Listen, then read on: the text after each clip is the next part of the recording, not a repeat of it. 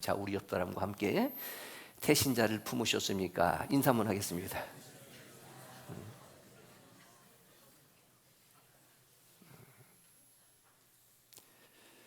코로나19가 끝난 다음에 제가 외국에서 번역되어지는 그런 책을 읽는 그 내용 중에 나름대로는 충격적으로 받았던 그런 내용이 교회가 망해가고 있다. 우리가 갖고 있는 신학적 입장에서는 절대로 지상의 교회는 망하지 않습니다. 소련의 볼셰비키 혁명이라든지 중국의 문화 대혁명이라든지, 물론 우리나라도 일제시대 6.25 때 교회들이 많이 불타기도 하고 무너지기도 하고 또 예수 믿는 성도들이 끌려가기도 했지만은 교회의 원뿌리는 천상교회이기 때문에 지상의 교회가 혹시 핍박에 의해서, 정치적인 고난에 의해서 잠깐 어려움은 닫고 문을 닫을 수는 있어도 절대로 망하지는 않는다. 그런데 교회를 분석한 신학자에 의해서 교회가 지금 망한다. 근데 망하는 첫 번째 이유가, 여러 가지 이유가 있겠지만 그 중에 하나가 전도를 안 하는 교회는 망한다. 저에게도 매주 목요일이면, 그리고 토요일이 되어지면 그래도 교회의 본질이니까 전도합니다. 직장 때문에, 형편 때문에 전도하지 못하는 분들은 전도 헌금이라도 하면서, 그래서 지금 현상 유지는 되어져 가고 있다. 그러나 이것으로 만족할 수 없다. 말씀드린 것처럼 단순히 우리 교회의 부흥이 우리의 행복을 위한 것이 아니라, 어떤 목사의 성공을 위한 것이 아니라, 먼저는 하나님의 기쁨이 되어지고, 애국적 측면에서는 나라를 살리는 축복의 통로가 교회의 부흥이기 때문입니다. 지난주에 말씀드렸던 것처럼 우리나라는 역시 대단한 나라예요. 어제 여러분 토요일 주말 밤이었지만 편히 주무셨습니까? 잠 안 자도 전혀 피곤하지 않아요. 역시 우리나라는 대단한 나라예요. 말씀드렸던 것처럼 비록 아시아권이기는 하지만 삼관왕을 한다고 하는 것은 우리나라의 어떤 독특한 민족성 중에 하나가 별것도 아닌데 대단한 자부심을 갖고 있는 그런 긍정적 측면도 있어요. 예를 들면 일본 사람들을 일본 사람이라고 말하지 않습니다. 꼭 일본 놈이라고 합니다. 중국 사람들을 중국 사람이라고 말하지 않습니다. 중국 놈 떼놈이라고 합니다. 심지어는 미국 사람도 미국 사람이라고 하지 않아요. 꼭 뒤에 놈자를 붙이는 거예요. 세상에서 혹은 국가의 면적이라든지 인구적 측면에서 일본, 우리나라의 배입니다. 영토는 더 크고요. 중국, 물론 인도보다 지금 인구수가 줄어들고 있기는 한다 하지만은 그래도 14억 이상의 그 나라의 자랑이 뭐냐면은, 호텔을 가든지 어디를 가게 되어지면 자기 나라의 지도를 그려놓고 뻘겋게 이게 우리나라 땅이다, 이런 자부심과 긍지가 있는 그 나라와 비교해서 금메달을 딴다?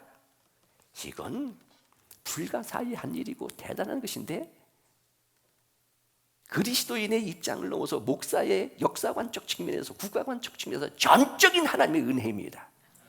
그러니까 나라와 민족을 위해서 기도하고 대통령을 위해서 기도하고 우리가 믿음을 잘 지키고 예배를 잘 드리는 이것이 단순히 나 혼자 복받고 잘 먹고 잘 살기 위해서가 아니라, 우리는 민족 중흥의 역사적 사명을 띠고 예배드리고 믿음 지키고 신앙생활을 하자.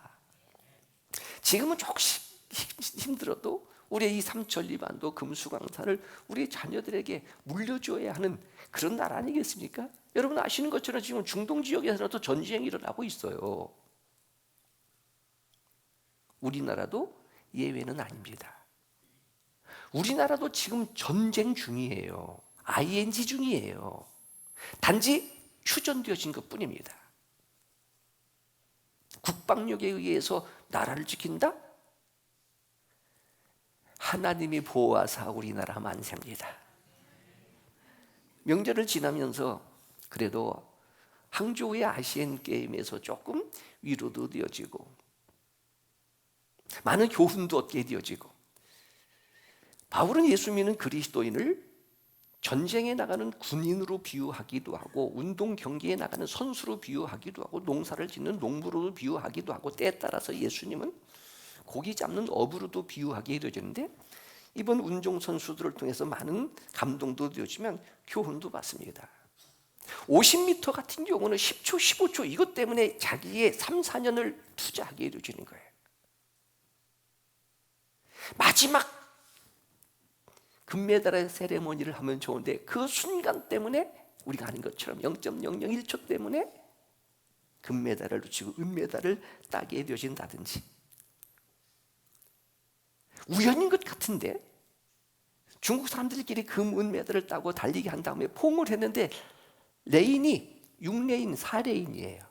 여러분 아는 것처럼 육사, 천안문 사태 그것 때문에 또 그 나라는 발칵 뒤집혔다 하는 여러 가지의 일들, 특히 어젯밤에는요 다 이겼습니다. 신났어요. 기분이 좋았어요.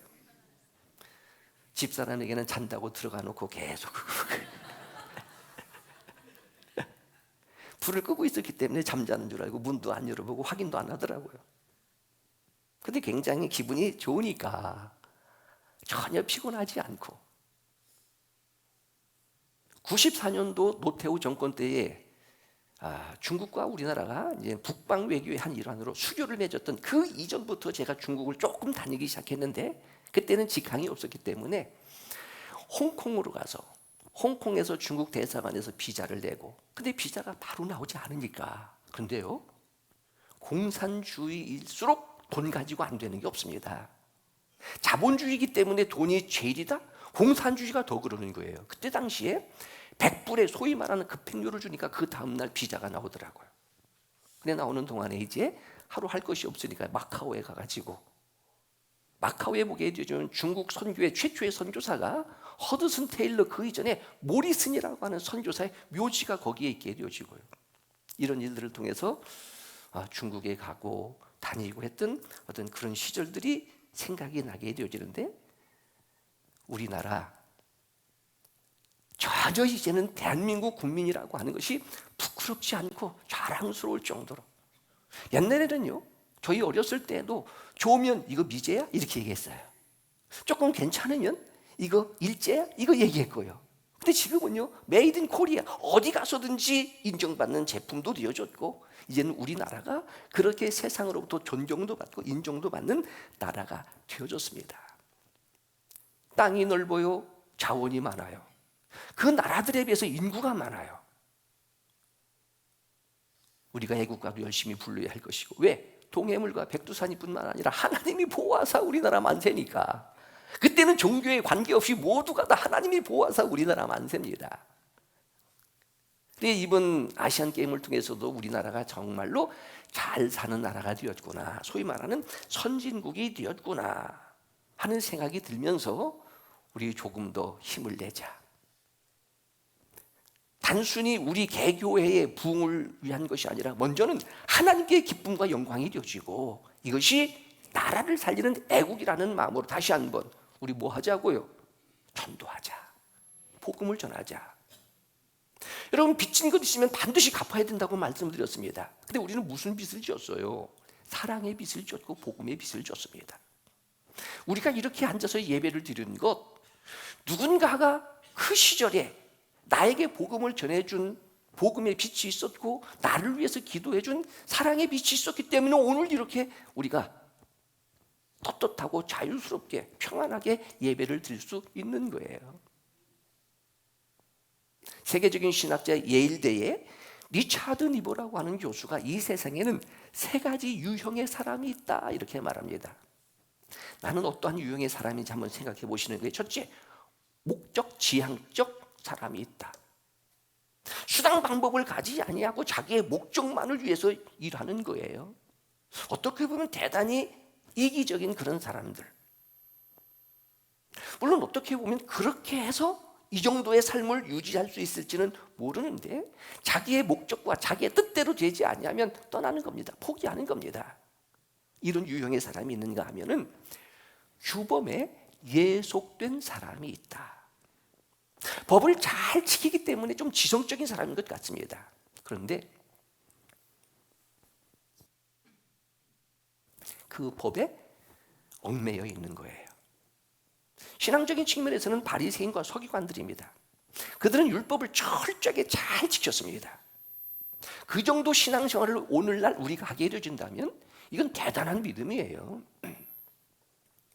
그런데도 불구하고 예수님이 그들을 책망하셨던 이유 중에 하나가 그 율법에 얽매여서 자기는 잘 지키는 대단한 믿음의 사람, 지성적인 사람인 것 같이 보이는데 그것이 다른 사람들을 평가하고 판단하고 정죄하는 교만이 되어지는 거예요. 겉으로는 하얗고 화려한데 속으로는 회칠한 무덤과 같이 썩은 냄새가 나게 되어지고 다른 사람들을 정죄하게 되어지는 그들을 향해서 예수님이 이 화 있을진저 독사의 자식들아 책망하게 되신 그런 부분들인데 규범에 율법에 예속되어져 있어서 오히려 그 나는 잘 지킨다고 하면 다른 사람들은 비난하게 되어지고 근데 물론 어떻게 보면 이 법이라고 하는 것은 우리를 심판하고 저주하기 위하여 생겨진 것이 아니라 사실은요 법의 정신입니다. 살리기 위해서 지키기 위해서 보호하기 위해서 법이 제정되는 것 아니겠습니까? 나라의 법도 마찬가지고요. 근데 그것이 규제가 되어지니까 소위 악법이 되어지는 거예요. 규범에 얽매여 사는 사람들이 있다? 이런 유형이고요. 한 사람은 더 책임적인 사람이 있다. 책임적인 사람. 대통령, 우리나라를 책임져야 되는 거예요. 대한민국의 안전과 평화와 또 국민들의 생존권을 책임져야 하는 것. 교회가 담임 목사하게 되실 때는 그런 의미를 가지고 있어요. 지금 우리 교회 다른 목사님들이나 저나 목사의 평등권입니다. 모두가 다 설교할 수 있고 축도할 수 있고 세례 베풀 수 있고 성례전을 할 수 있고 신방할 수 있고 다 할 수 있어요. 그런데 차이가 뭐냐? 담임 목사라 하게 될 때는 책임져라 그런 말입니다. 학교에서도 담임 선생님이 있고 보조 선생님 혹 있게 되어진다면 모든 문제는 담임이 책임을 지는 거예요. 어떤 조직이든지 혹은 다른 사람이 지금 힘들다, 어렵다, 아프다, 상처다, 불행하다라고 하게 되어지면 나 때문이라고. 나 때문이라고. 오늘날 정치 문제가 뭐예요? 책임지는 사람이 없다고 하는 거예요. 교회적 측면에서는 내가 더 기도하지 못하고 내가 더 신방하지 못하고 내가 도와주지 못하고 그 사람이 지금 신앙적인 것을 포함해서 삶에 고통을 당하고 있다고 내가 가슴 아파하는 것. 여러분 좋은 남편이 누구예요? 가정을 남편이 책임지는 거예요. 부모가 가정을 책임지는 거예요. 직장의 오너가 그 직장을 책임지는 것처럼 이런 유형의 사람이 있다 이렇게 평가합니다. 여러분 어떤 유형의 사람인가 한번 생각해 보는 겁니다. 신앙적 측면에서는 하나님이 우리의 주 되신다 하게 해주실 때에 하나님이 우리의 아버지 되신다 하게 해주실 때에 하나님이 우리의 창조주 되신다 하게 해주실 때에 하나님은 우리를 책임져 주시는 분. 우리의 구원부터 시작하여 우리가 잘 아는 것처럼 공중에 나는 새 한 마리도 하나님이 먹이시고 입히시는데 하물며 너희일까 보냐. 문제는 왜 그걸 믿지 못하느냐. 믿음이 적은 자들아 왜 의심하느냐. 너희는 먼저 그의 나라와 그의 의를 구하라. 그리하면 이 모든 것을 너에게 더하시리라. 예수님께서 우리 구원을 위하여 이 땅에 성육신 하셨다는 교리는 잘 알고 있어요. 다른 측면에서 왜 이 세상에 오셨어요? 우리와 함께 하시려고. 임마 누엘 함께 하신다는 것이 뭐예요? 이 세상에 오셔서 병든 자, 고통당하는 자, 귀신 들린 자, 배고픈 자, 주님 수많은 문제들이 주님을 찾아왔을 때 주님이 다 고쳐주셨습니다. 이건 뭐 하는 거예요? 도와준다는 의미, 치료해준다는 의미도 있겠지만은 다시 리버의 신학자에 의하면 책임져 주시는 거예요. 구약시대의 다윗의 고백도 마찬가지고요. 내가 비록 사망의 음침한 골짜기를 다닐지라도 해받을 것을 전혀 두려워하지 않는 것은 주께서 주의 지팡이와 막대기로 나를 안위하신다, 지켜주신다, 보호하신다, 나를 책임져 주신다. 부활하시고 승천하시고 하늘로 올라가시면서 세상 끝날까지 내가 너희와 함께. 이게 뭐예요? 책임져 주신다. 책임져 주신다. 하나님의 형상으로 회복되어진 그리스도인의 태도는 책임지는 태도. 적은 부분이지만은 가정을, 신앙적 측면에서는 교회를, 하나님께서 우리에게 이 교회를 맡기셨어요. 세상의 수많은 영혼들을 우리에게 맡기셨어요. 우리가 책임을 지자. 교회에서 예배를 드리고 교회의 직분으로 섬기는 책임을 포함하여 복음을 전하여 그들의 영혼을 다시 주께로 불러들이는 것을 우리에게 부탁하셨다. 우리는 그 부탁에 책임을 지게 되어지는 거예요. 이제 빌립보서의 마지막 시간입니다. 빌립보서를 시작하게 될 때에 빌립보서의 주제가 기쁨이라고 하는 주제라고 말씀을 드렸고요. 물론 바울이 로마 옥중에서 기록을 했기 때문에 옥중서신이라는 이름도 있지만 또 다른 이름으로는 희락의 복음, 지금 기쁨의 복음. 내가 너에게 말하노니 기뻐하라. 항상 기뻐하라. 주 안에서 기뻐하라. 여러분, 만약에 삶의 일상적 자체가 기쁨이라면 기뻐하라고 얘기할 필요 없습니다. 그렇게 하지 않아도 기쁘게 사는데, 그렇지 못하니까 항상 기뻐하라 하면서 반드시 대전제, 어떻게 보면 절대적인 기쁨의 배경, 주 안에서. 바울의 이 주 안이라고 하는 것은 굉장히 바울 신앙의 핵심적 단어입니다. 해석을 하게 되어지면 예수 믿고 구원받은 것이 주 안에서예요. 하나님의 자녀의 신분을 가지고 살아가는 것이 주 안에서예요. 지난 시간에 말씀드렸던 것처럼 우리의 시민권이 하늘나라에 있습니다. 천국을 보장받고 사는 사람들이 주 안에서예요. 이것은 절대적인 기쁨이 되어지는 것인데 바울이 주 안에서. 물론 바울의 제2차 선교 여행을 통해서 사도행전 16장에 보면 자주장사 루디아에 의해서 빌립보 교회가 유럽의 최초의 교회로 설립이 되어집니다. 그러나 그는 나중에 죄수의 모습으로 로마서를 그가 기록한 내용처럼 로마에 압송이 되어져요. 죄수의 모습으로 로마에 압송되어져서 2년간 재판을 받게 되어지는데 2년간 재판을 받는 과정 속에서도 신체적인 자유를 조금 누리게 되어집니다. 왜냐하면 그의 신분이 뭐였어요? 로마의 시민권을 가지고 있었던 특혜였기 때문에 그렇습니다. 십자가의 저주도 아니고 돌기둥에 참수당하는 그 사형도 로마의 시민권을 갖고 있었던 바울의 죄수에 대한 배려예요. 그게 여러분, 십자가에서 죽임을 당하는 건 얼마나 고통이고 처절해요. 바로 죽지도 않고. 근데 돌기둥에서 참수당하는 즉각적인 그 고통은 있지만은 이것이 로마의 시민권을 가지고 있었던 바울에 대한 배려가 바로 그렇게 되어졌던 겁니다. 2년 동안 재판을 받고 그 전에 로마 감옥에 있으면서 오늘 빌립보 교회 성도들에게 옥중서신이라 일컬어지는 내용 중에 기뻐하라. 내가 다시 말하노니 기뻐하라. 물론 교리적 측면에서는 예수님이 어떤 분이신가에 대한 핵심적인 요소이 빌립보서 2장 5절 이하에 그분은 하나님과 동등된 분이시고, 그런데 그분이 하나님과 동등됨으로 취할 것으로 여기지 아니하시고 종의 형체를 입고 사람의 몸의 모습으로 이 세상에 오신 바로 그 예수 그리스도.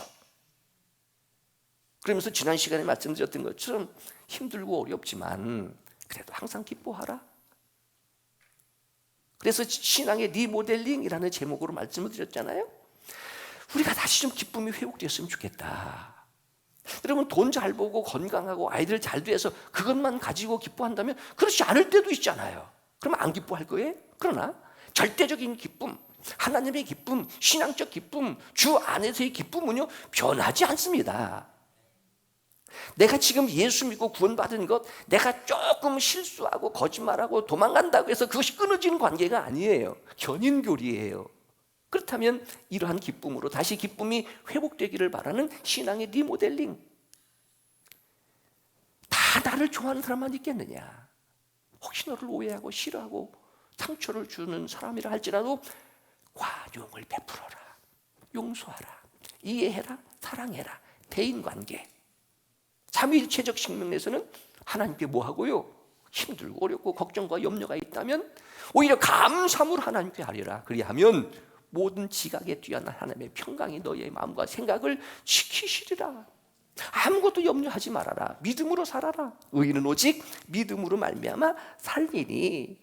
이런 내용이 지금 바울이 빌립보 교회를 떠나 로마 옥중에 있으면서도 얘기한다고 하는 것은 끝까지 끝까지 뭐 해주고 싶은, 책임져주고 싶은 이러한 교회가 되기를, 이러한 성도가 되기를 바라는 마음으로 내가 살아보니까 자족하는 법칙으로 인생을 살아야 되겠더라. 잘 될 때, 안 될 때, 환영받을 때, 미움받을 때 어떠한 형편에서도 일체의 비결을 가지고 살아가는 것이 이게 믿음인데, 그런 자에게 하나님이 능력 주셔서 모든 것을 할 수 있게 하신다. 내가 지금 빌립보 교회 성도들을 위하여 생각하고 기도하고, 또 내가 감옥에 있게 해줘질 때에 다시 바울을 생각해서 주고받은 연보도 보내주는 이 빌립보 교회 성도들을 바울은 끝까지 뭐 하고 싶은 거예요? 목사의 입장에서는 목양하고 싶은 것이고, 책임을 지고 싶은 것이고, 어떻게 보면 바울에게 있어서는 이것이 감옥에서의 그 처절한 고통을 잘 극복하고 이기는 원동력이 되지 않았을까? 왜냐하면 내가 생각하면 기뻐요. 내가 생각하면 고마워요. 내가 생각하면 행복해요. 내가 겪는 이 고통과 핍박과 아픔보다도, 상처보다도 내가 생각하면 기쁘고 즐겁고 신나고 행복한 것이 훨씬 더 크다. 그러면 견뎌가는 거예요. 이게 어떻게 보면 영성이고요. 이런 내용으로 빌립보서가 계속 이어지면서 오늘 마지막 결론입니다. 우리가 아는 것처럼 23절은 축도로 끝나는 거예요. 주 예수 그리스도의 은혜가 너희 심령에 있을지어다. 1차적으로 여러분, 이게 목사의 특권이기도 하고요, 행복이기도 하고요, 기쁨이기도 하고요 한 것이 이게 축도예요. 물론 부모가 자식을 축복할 수는 있습니다. 그러나 목사하게 되어지면 말씀드렸던 것처럼 지금 모든 목사들에게는 이런 부분들이 다 주어지는 거예요. 여러분들도 와서 설교할 수 있고, 여러분들도 와서 찬양인도 할 수 있고, 여러분들도 전도할 수 있고, 다 할 수 있지만 그래도 목사에게만 주어지는 것이 강도권 플러스 축복권이에요. 가장 자랑스러운 신분이 바로 그겁니다. 목사에게는 뭐가 있다고요? 축복권이 있다. 대표적으로 우리가 아는 것처럼 민수기 6장 25절 27절에 보면 하나님께서 광야 생활을 하고 있는 이스라엘 백성들에게 모세에게 말씀하십니다. 네 백성들 축복해라. 하나님 이 민족을 지켜주세요. 하나님 우리에게 은혜를 주세요. 우리에게 평강을 주세요. 네가 그렇게 축복하면, 축복이라고 하는 단어는요, 빌축 빌복자입니다. 복은 누가 주겠다? 내가 주겠다. 복은 내가 주겠다. 그래서 저는 목사가 되어지고 난 이후부터 마음속에 결심한 것 중에 하나가 뭐냐면은 절대로 뭐 하지 말자. 교인들 저주하지 말자. 예수님께서 70문도의 제자들에게 전도를 보내기 위해서, 파송하기 위해서 주셨던 것 여러 가지 권세도 있지만 어느 집에 들어가든지 그 집에 평화를 빌라. 합당하면 그 집이 임할 것이고 합당치 아니하면 빈 평안이 누구에게로 돌아온다? 내게로 돌아온다. 유명한 것은 아니지만 제가 행복하고 평안하게 은혜롭게 교회 생활을 할 수 있는 것은, 또 제 삶이 일상적인 형통한 삶이다라고 행복한 삶을 살 수 있는 이유는 저는 거기서도 찾습니다. 제가 열심히 성도들을 위해서 축복하는 거예요. 은혜가 있을지어다 축복하고요. 특별히 임직자들 한 사람 한 사람을 생각하면서 이런 임직자가 되었으면 좋겠다. 그대로 비는 그 기도가 응답되어지면 그대로 될 것이지만 만약에 그렇지 않으면 그 복이 누구에게로 돌아오는 거예요? 나에게로 돌아오는 거예요. 바울 마지막의 결론입니다. 주 예수 그리스도의 은혜가 너희 심령에 있을지어다.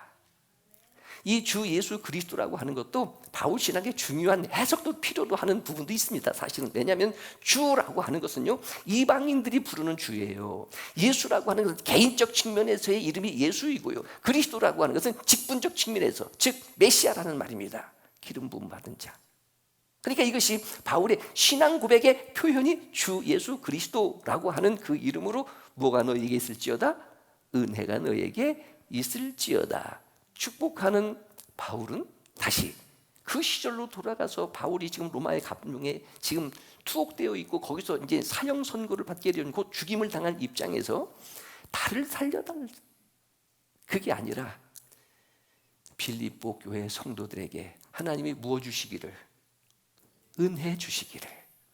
은혜 주시기를. 여러분, 이게 목자의 마음이에요.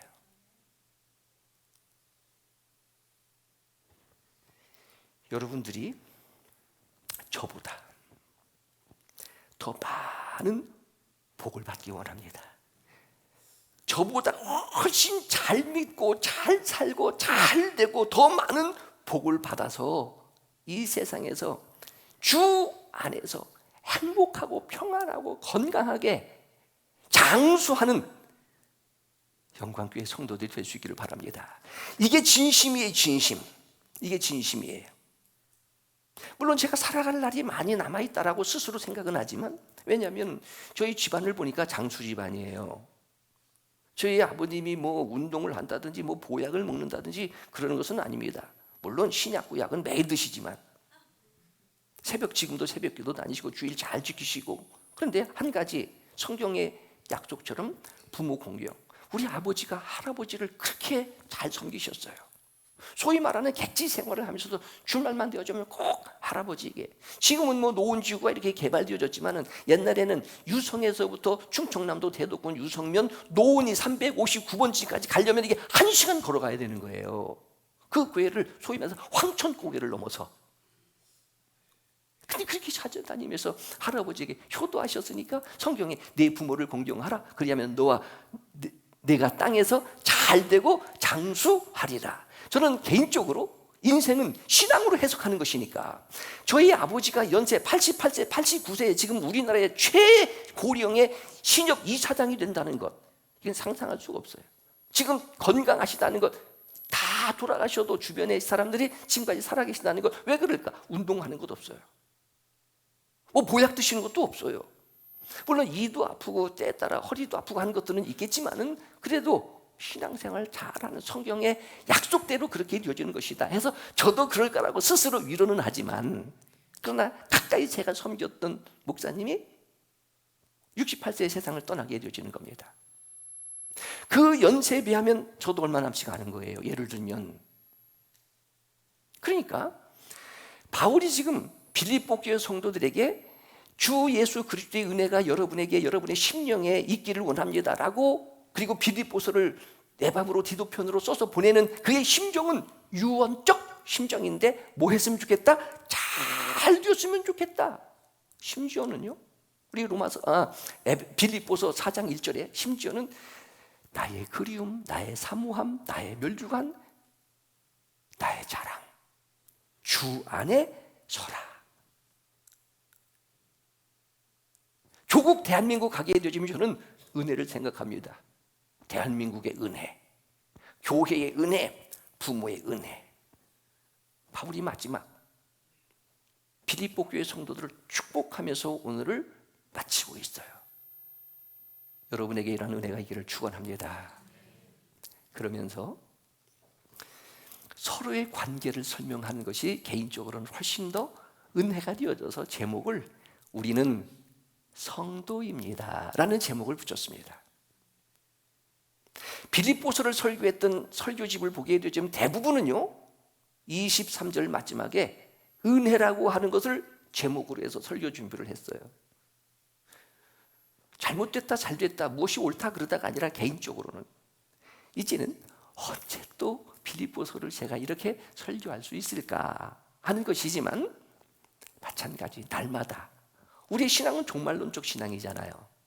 오늘이 마지막인 것처럼 유언적 측면에서 정말로 여러분 신앙생활 잘하고 예배 잘 드리고 하나님 앞에 정말로 복을 받고 건강하고 행복하게 여러분의 자녀들도 잘 되는 은혜가 있기를 원합니다. 이런 마음이라. 그런데 이렇게 잘 되기를 바라고 복 받기를 바라는 바울과 지금 로마에 있는 또 다른 무리들과 빌립보 교회 성도들을 바울은 총칭으로 해서 뭐라고 부르고 있습니다? 성도라. 성도라. 자, 옆 사람에게 우리는 성도입니다. 여러분, 유대인이든지 헬라인이든지 이방이든지 무할례자이든지 관계없습니다. 오늘 21절의 말씀이 뭐냐? 예수 안에 있는 모든 자는 다 뭐예요? 성도. 근데 우리는 일반적으로 성도라고 하는 것보다도 영어로 성도를 해석하게 되는 훨씬 더 자부심이 있습니다. 성도, 영어로 세인트. 영어 전공한 선아가 보증을 했어요. 세인트, 성자라는 말입니다. 여러분, 공자만 성자가 아니에요.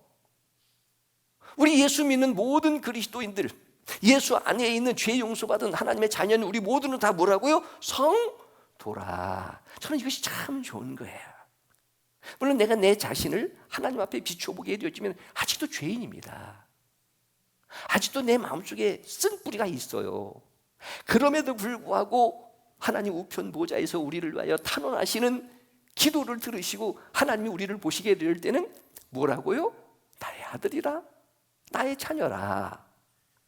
이런 자들을 이 세상에서는 뭐라고 부른다고요? 성도라, 세인트, 즉 성자라. 그래서 성도라고 하는 이 세인트의 단어의 의미에는 아주 중요한 몇 가지 신학적 의미가 있습니다. 첫째는요, 참 이스라엘 백성들에게 주어진 이름이 성도입니다. 우리가 아는 것처럼 구별된 무리, 그런 뜻을 갖고 있어요. 구약시대에는 이스라엘이 성도입니다. 오늘 예수 믿고 구원받은 우리는요, 영적 이스라엘이에요. 혈통적인 측면에서조차까지라도 영적 측면에서 우리는 아브라함의 후손이 되어지는 겁니다. 이런 자들을 뭐라고 불러요? 성도라. 우리가 성도예요. 구별된 자. 한 가지 더는 선택받은 자. 이건 존재론적 측면에서. 그러니까 다른 사람들보다 뭐 정직하다, 똑똑하다, 뭐 성실하다, 스펙이 좋다, 인물이 좋다, 이런 어떤 도덕적인 그런 기준보다도 하나님 앞에 내가 선택을 받은 거예요. 구원은 선택이잖아요. 하나님의 주권적 신앙입니다. 선택을 받고 성령으로 거듭나 복음을 듣고 마음을 열고 예수를 구주로 영접한 모든 무리는 누구이다? 성도이다.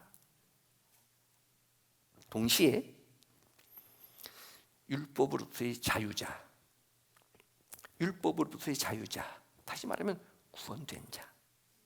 그러니까 우리가 법을 지키는 것은 법이 우리를 통제하고 속박하고 심판과 저주가 아니라 진리를 알지니 진리가 너희를 자유케 하리라.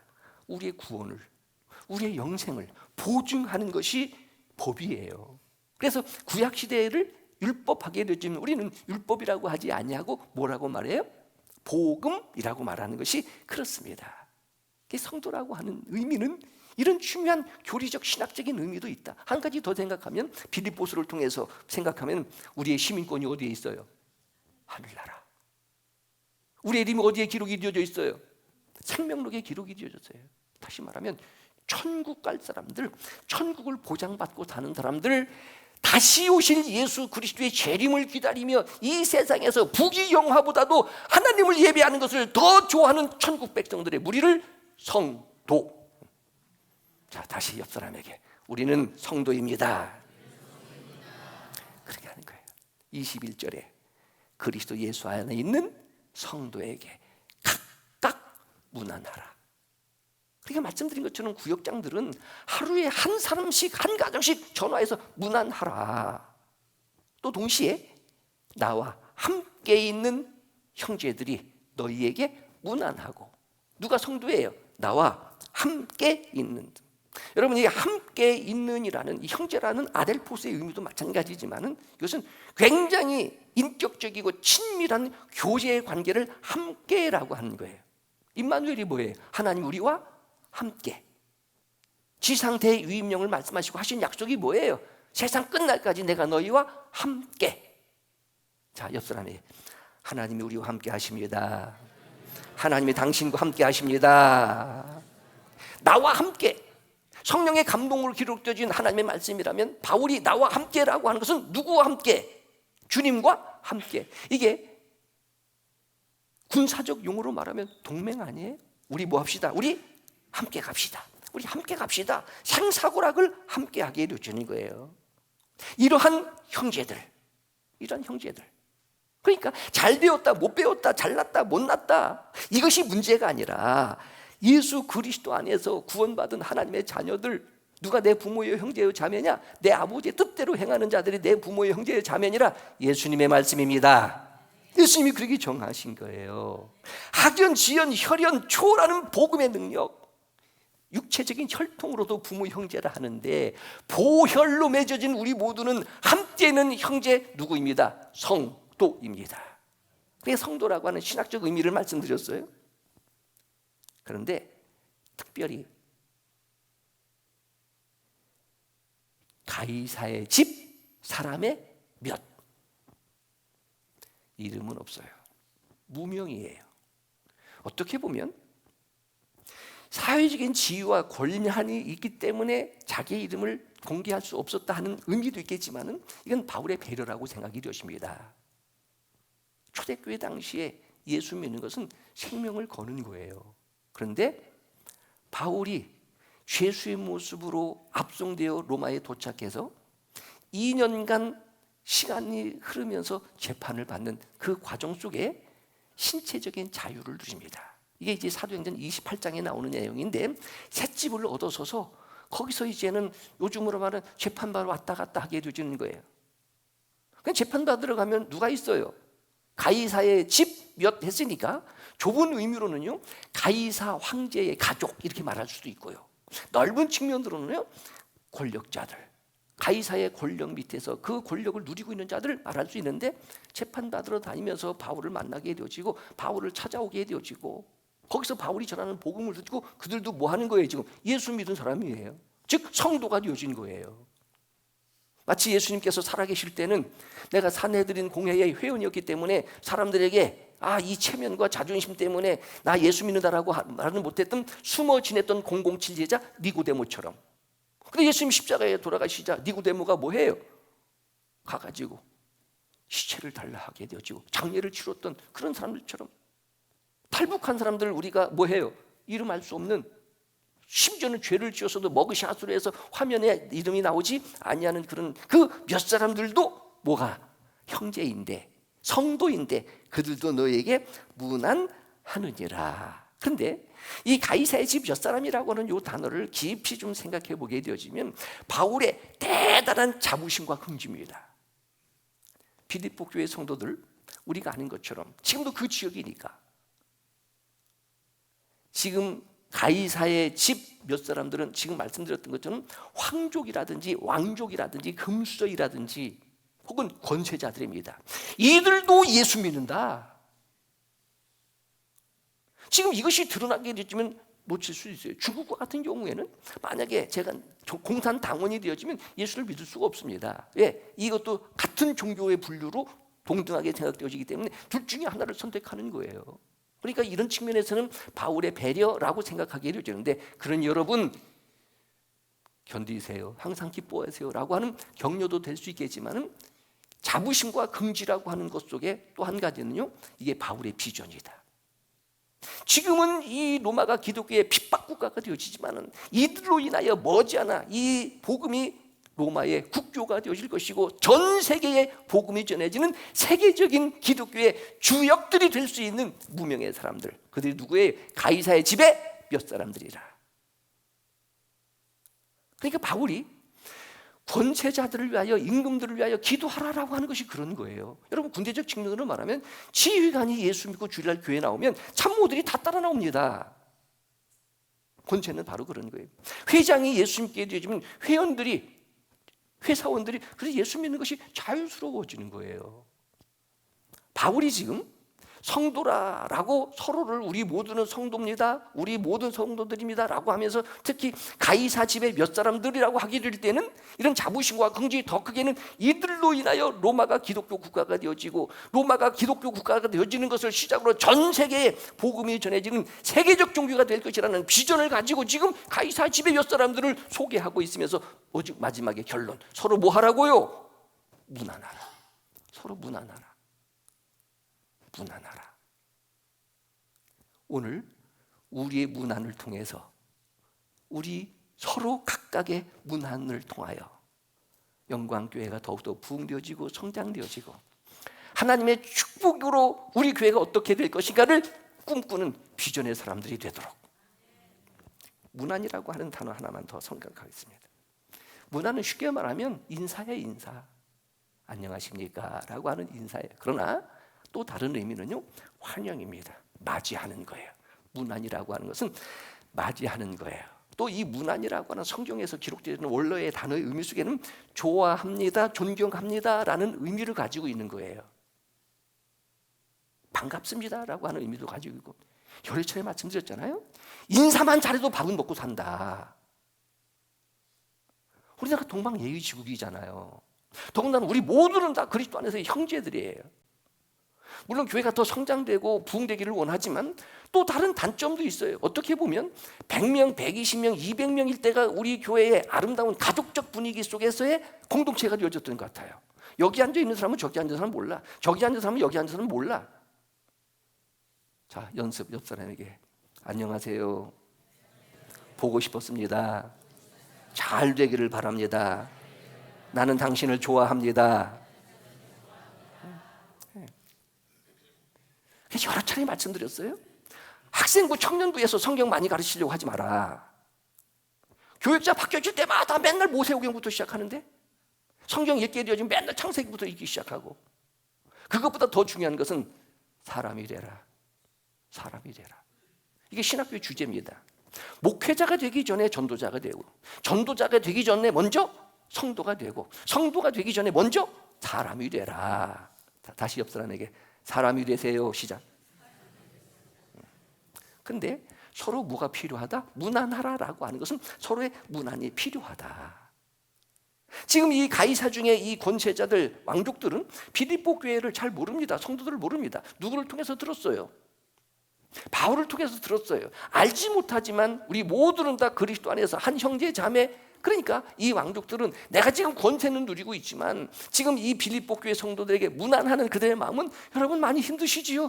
힘을 내세요. 참으세요. 기도하고 있어요. 하나님이 도와주실 거예요. 여러분 요즘 시대에 가장 힘든 병이 뭐예요? 고독의 병, 외로움의 병이에요. 빨리 학생들이 공부 좀 열심히 해서 PD들, 이 나 혼자 산다 PD 빨리 바꾸게 기도 좀 하고. 혼밥, 혼자, 혼행. 아니에요. 우리는 같이 있어야 되는 거예요. 신앙적 측면에서도 마찬가지. 외롭고 힘들고 슬프고 고통스러운 불안한 그런 사람들에게 이 무난이라고 하는 것은 위로가 되어지고 용기가 되어지고. 근데 코로나19로 인해서 무난이 안 돼요. 지금 신방을 못 가고 있어요. 구역예배도 마찬가지. 이제 집에서 구역예배를 못 드리는 시대가 도와졌어요. 그래서 구역도 없애버리고 선교도 없애고 좀 새로운 조직을 한번 해볼까 하고 조편성을 하다 보니까 그래서 11월 달에 교구별이라도 우리 문안을 하자 해서 신방을 계획하기 있기도 하고요. 무난하라. 무난하라. 외로워요. 군중 속에서의 고독이라고도 할 수 있어요. 어르신들 고독자라고 하는 것도 매스컴을 통해서 많이 듣게 되어지잖아요. 로마의 금수저, 로마의 권세자들, 권력자들, 혈통적으로는 이방인이지만은 가이사의 사람들이 그래도 빌립보 교회 성도들에게 무난하는 거예요. 내가 좀 먼저 되어졌다면 좀 그렇지 못한 사람들 먼저 좀 무난하자. 인사 좀 잘하자. 용어적 측면에서 오늘 우리의 문안을 통해서 1차적으로 위로도 받고 예수 잘 믿고 예배 잘 드리고 은혜도 되고 하나님 앞에 복을 받자. 옆 사람에게 안녕하세요. 시작. 그러면서 축복하는 거예요. 우리 주 예수 그리스도의 은혜가 너희 심령에 있을지어다. 마지막 결론 뭐가 필요합니다? 은혜가 필요합니다. 은혜가 필요하다. 은혜 받아야 믿어지고 은혜 받으면 평강이 깨려지고 때를 따라 돕는 은혜. 문안을 받는 성도, 문안하는 성도. 문안을 받는 성도, 문안하는 성도. 은혜가 있는 성도, 은혜. 근데 은혜의 핵심은 물론 구원이라고 하는 것이지만 성도는 하나님의 자녀로 구별된 사람이라는 의미를 가지고 있고 특별히 선택된 무리라는 의미도 가지고 있고 성도답게 도덕적인 삶을 살아야 한다는 책임도 있게 되어지고 서로 무난하여 오늘 말씀처럼 여러분의 심령에 은혜가 넘치시기를 축원합니다. 기도하겠습니다. 하나님 아버지,